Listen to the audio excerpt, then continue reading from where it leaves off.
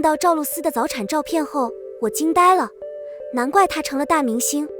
生活中我们经常听到这样一句话，这个人一看就是大明星。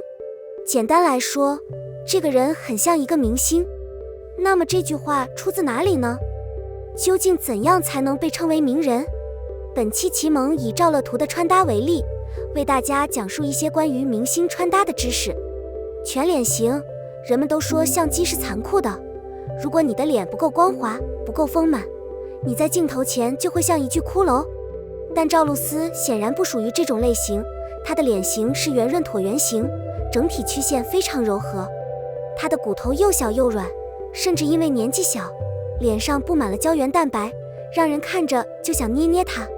这样的脸型为赵露思的女性气质奠定了基础，帮助她在镜头前成功脱颖而出。如果你只是有一张圆润光滑的脸，那只能算是明星造型的基础。这时候我们就需要看五官的长相，看能否有让观众记住的难忘点。就像赵露思一样，面容温柔，五官却充满了线条。窝里窝气别尬眼少年将军，所谓鲜衣怒马少年郎，我只服这8位男星。阅读此文前，诚邀您点击一下关注，方便您随时查阅一系列优质文章，同时便于进行讨论与分享。感谢您的支持。文西西里编辑田坤律师。鲜衣怒马少年郎自然离不开意气风发这4个字，而且有许多英姿勃勃威风凛凛的少年小将军，策马奔驰，行军作战，热血儿郎，保家卫国。但贺岁档满江红里易烊千玺诠释的少年将军孙军，却让人两眼一黑，看起来有点窝里窝气。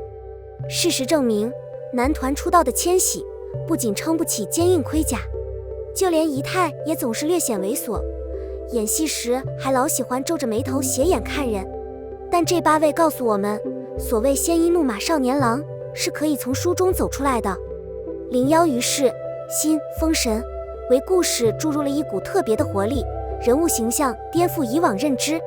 别的不说，剧组的用心程度绝对是肉眼可见的。长达24周的封闭式训练，在快餐式电影中是极为难得的。质子团的腹肌，甚至到额前的碎发，都是为了真实的效果。特别值得一提的是，于是饰演的姬发一角的表演魅力。少年姬发意气风发，骑上白马向前冲的姿势英武帅气。于是经过长达2年多的全方位培训，不管是外形还是演技都格外抗打。从电影上映的效果来看，画面的视觉冲击力强，成效显著。于是扮演的角色带有少年英气，倔强又好胜，同时还非常机智聪明。姬发的武艺特点正是机动性很强的骑射，完美契合于是的角色特点。他在打斗场面中的表现十分帅气，尤其是那一箭射向重音标的场景。单说外形和年纪，他都是适合姬发的不二人选。毕竟以前当过运动员，他的身材比例和线条已经优于常人。在经过长时间专业训练，他的仪表举止更加符合人物，整体气质非常明显，角色的英气无法掩饰。02吴磊，现在的娱圈，23岁的吴磊刚刚好符合少年将军的人物设定，不仅马技好，而且是用心拍最好的剧呈现给观众，他就是吴磊。单单看一段飞身上马，让多少用替身的人相形见绌。骑甲马，骑空气，骑杆子，还有骑工作人员，实在没眼看。而吴磊呢，已经能够人马合一，立马也不在话下，看来是真的训练过。长歌行中，吴磊演的隼，不论是近景、远景，动作帅，飞身上马的动作更是行云流水，一气呵成，这才是妥妥的少年将军。吴磊的少年义气，在《星汉灿烂》中也有着不一样的体现。在面对不一样的对手时，状态完全不同。比如在许晋中，展现眼神和状态是睥睨的，捏死他仿佛像捏死一只蚂蚁一样简单。而在面对背后的 BOSS 雍王时，他先提起来萧世子，一步步引出孤城案的主谋，智商在线，拿捏住对手的心理。总的来说，吴磊在这部剧的表情极具感染力，可以让观众瞬间入戏。吴磊掌握角色的情绪递进，运用自己的表情、眼神和动作传达这些情感变化。使观众能接收到准确的信息，更加好地塑造出大将军的特点，将狠厉、毒辣、对待敌人绝不心狠手软的形象诠释得淋漓尽致。吴磊这么强，还这么卷，这可让其他小鲜肉怎么往下混呢？03刘昊然，《风起长林》里刘昊然演的少年将军萧平京也十分出圈。萧平京是王府的二公子，由父亲和哥哥扛起家国重任，平日里自然不需要费心，长成了一副潇洒自在的模样，是个性格欢脱飞扬、无忧无虑的美少年。不过萧平京自幼熟读兵书，深谙韬略，武功高绝，有着深藏不露的领军才能，行事作风也不拘小节，领兵打仗自有出其不意的方法。王府权势过重，遭到俊佞小人的妒忌，设计陷害，导致扛事儿的父亲和大哥都相继离世。但萧平京并未就此颓废，而是选择走父兄的报国之路，收敛起以往的跳脱心性，逐渐变得成熟稳重，蜕变成高瞻远瞩、有远见的少年将军。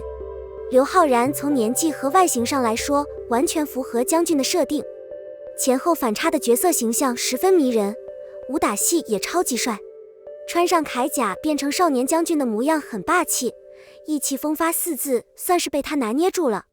04张志尧，谁的童年还没被张志尧的杨宗保惊艳到过？帅只是他的底色，不管是沙场上应敌时手持长矛，身穿银色盔甲，还是日常便装，一袭白衣的素净模样都俊逸非凡，文武双全。翩翩少年郎说的就是杨宗保了，包括一段在父母以及叔伯们面前的发言，既有将门小公子的贵气，又有沙场将军的豪气干云。借降龙木的经典桥段更是演绎的自然无表演痕迹，无论是借巧力搬走门口大石，还是上比武招亲台，或者是替木柯寨击退辽兵，都充满了少年人的意气风发。告诉爹何以将，为将者必须要有五才，就是智、仁、义、勇、忠。可惜前面越轻松，后面就越沉重。穆桂英挂帅出征，杨宗保作为先锋，哪怕万箭穿心也宁死不跪。新婚夫妇最终分离在战场上，虐得观众肝疼。05胡歌，说起来经典的少年将军一角，少年杨家将中的胡歌也是一抹亮色。早年的胡歌少年感简直都快溢出屏幕了，完全是本色出演。剧中杨延昭本来是个无忧无虑的富公子，后来经历金沙滩一役，杨家将领为了护国几乎无一生还，骤然间经历巨变，他难以忘记血仇，只能凭一己之力扛起来重任。作为杨家的唯一男将，他奋勇作战，完成杨业的遗愿。家国大义、有血有肉的热血儿郎形象让胡歌演出了精髓。年轻的胡歌不仅看起来稚嫩，灵气也是满格，稍加提点就能将鲜衣怒马的少年郎展现在大家眼前。06聂远，曾几何时，一位身形俊逸、素衣冷面的将军出场，总能引起观众的兴趣。少年将军讲义气，心地善良，他就是冷面寒枪俏罗成，可就是至情至性的少年将军，最后孤身血战，尸骨无存。隋唐英雄中不禁令人扼腕痛惜的，便是聂远饰演的罗成。哪怕知道最后是死局，是英雄末路，他还是选择只身前去迎战。他表面虽然冷酷，但是仗义，武功高强，心肠又总是那么的柔软。简单来说，他是一个具有双面性格的人，有时极冷，有时极热。这种对立面看似矛盾，放在罗成身上却又异常和谐。罗成之死这部剧的泪点聚集处，也是让人无比愤怒的一幕。少年将军血战一天，到了城门口却难以进入。他曾经多么骄傲的一个人，却已经连生气的力气都没了。现实情况是，只能独自一个人，孤独地在城墙下战至最后一刻。07白景定，作为长风渡的男主角，白敬亭自然受到了很多关注，而他与宋轶的不可理解的暧昧更是引起了观众的关注。不少观众表示希望在这部电影中体验真情侣的甜蜜氛围。我之所以说巴金定饰演的 CoQ2 让观众感到非常悲伤，原因就在于人物的转变该剧讲述了年轻将军的成长过程，但他前期的人物设计却与少将4个字无关。他家很有钱，平时没什么任务要完成，除非发生重大变故。终于拿起了他一直想要的剑，他以为自己会成为英雄，但此时他却发现自己的实力还不足以保护别人。以前他之所以能够幸福的生活，只是因为有很多人支持他。命运的扭曲迫使他成长，观众也认为他是最伤害他的男主角之一。08陈晓2014年，陈晓受邀拍摄一部古装微电影，片中陈晓饰演一位勇猛、身经百战的将军。历史片被认为是他的舒适区，但少将仍然是他的处女作。陈晓拍摄的历史微剧曝光了一组精美剧照，让很多人惊讶不已。电影中，陈晓身穿金属铠甲，不仅帅气，而且气质霸气。一个身着白衬衫的曼妙女子依偎在他身边，两人恩爱的眼神让人浮想联翩。影片讲述了我负责征服世界，你负责美丽如花的故事。陈孝文饰演的将军不仅有带领军队战斗、保护人民的职责，还有保护自己所爱的女人的责任。简单的故事蕴含着中国传统爱情男在外，女在里，具有打动人心的力量。出道以来，陈晓就以古装形象深入人心，深受粉丝喜爱。